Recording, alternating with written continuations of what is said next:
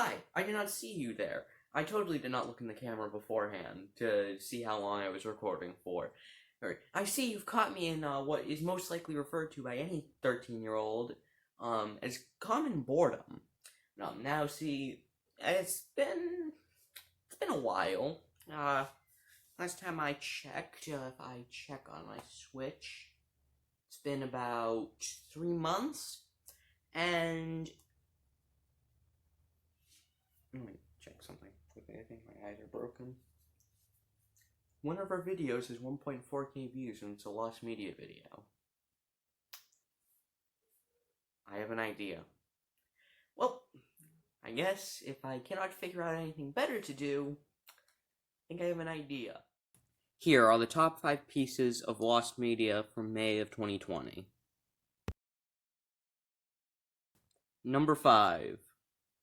Bob the Builder is a British educational television series for kids created by Keith Chapman. It ran from November 28, 1998 to December 31st, 2011, and a reboot aired from September 1st, 2015 to December 30th, 2018. When the show was brought to American audiences, it aired on Nickelodeon's Nick Jr. block from 2001 to 2004, and on weekends on PBS Kids from 2005 to 2011. 2 US dubs have been lost. Season 1, Episode 12, Naughty Spud, and Season 2, Episode 1, Spud the Spanner, retitled as Spud the Super Wrench. A clip from Naughty Spud was uploaded onto YouTube under the user Entertainment Fan 2004 in 2019, but was gone since the owner closed it due to fear of COPPA. 3 months before this, a clip from the Spud the Super Wrench was uploaded onto YouTube under the user Bob the Builder Archives. Eventually, the clip of Naughty Spud was re-uploaded on May 25th, 2020 under the user CleverHilarious20, meaning Entertainment Fan 2004 came back. Number 4. Skater Nation is an iOS skateboarding game released on November 26, 2009, and was developed by Gameloft. The game had an open world where the player could skate and complete multiple missions with up to 8 characters.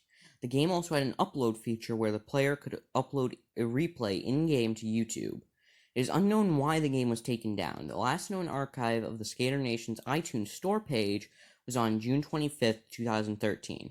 There's been no official statement by Gameloft on the game's status as of May 12th, 2020.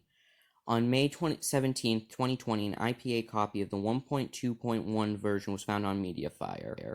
Number 3. Most Annoying Person was a British television program that was broadcast on BBC Three from December 27, 2006 to December 26th of 2011, narrated by television and radio presenter Richard Bacon, and was shown during the end of the year. The show counted down the most 100 irritating people of said year, with celebrities, pop stars, trends, and politicians included. The show included an assortment of comedians, journalists, and celebrities, some of which were even on the list, commenting about each entry. Since they had a runtime of about 3 to 5 hours, they split into 2 to 3 episodes, with the other half of the countdown list airing tomorrow after. 5 of the 6 episodes are considered lost and are considered very difficult to find full versions of them. Other than small clips on YouTube, searching episodes before 2009 gives little to no results. At one point, UK users could watch them on demand using BBC iPlayer, but are now unavailable.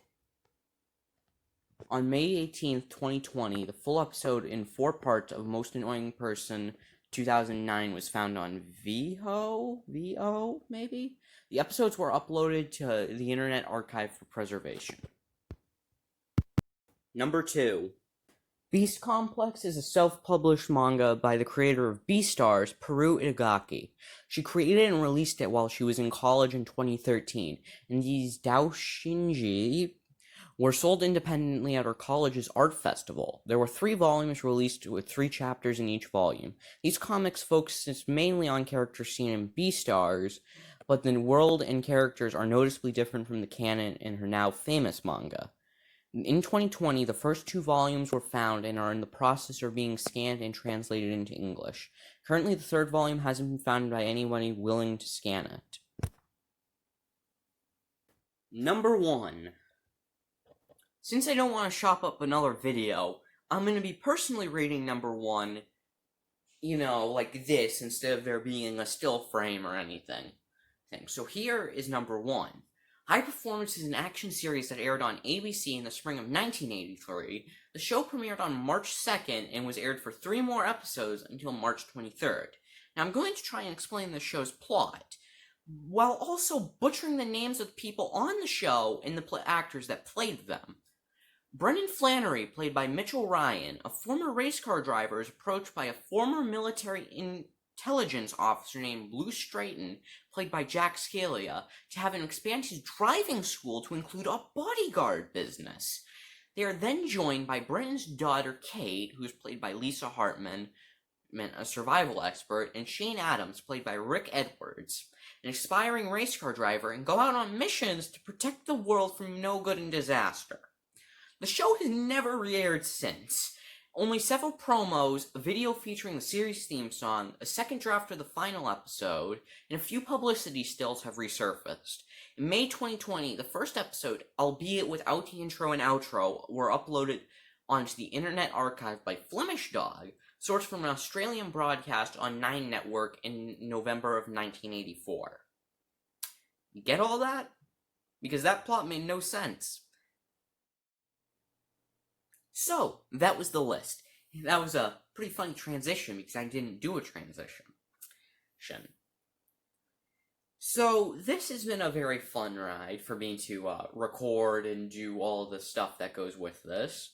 I probably should have closed that window before doing all of this, but I didn't, so I don't really have much choice now. It's just, I have to deal with it. And so, the reason this video is called May 2020 is because I want to do this as a monthly thing, because all these stories were at least put onto the wiki during May of 2020. So I want to, take all the new ones, so at the beginning of July, I'll be doing a, June one. And since this is June 20-somethingth, at this point, it won't be too long until you see that video coming out. I hope you guys enjoyed this one. It was kind of fun to do, and I hope to see you again. I also want to thank you for 1.4k views on the unconfirmed Lost Media video. That is something I never thought I would be saying, that a Lost Media video that I made got over 1,000 views, or any video of mine got over 1,000 views. So, thank you. Bye.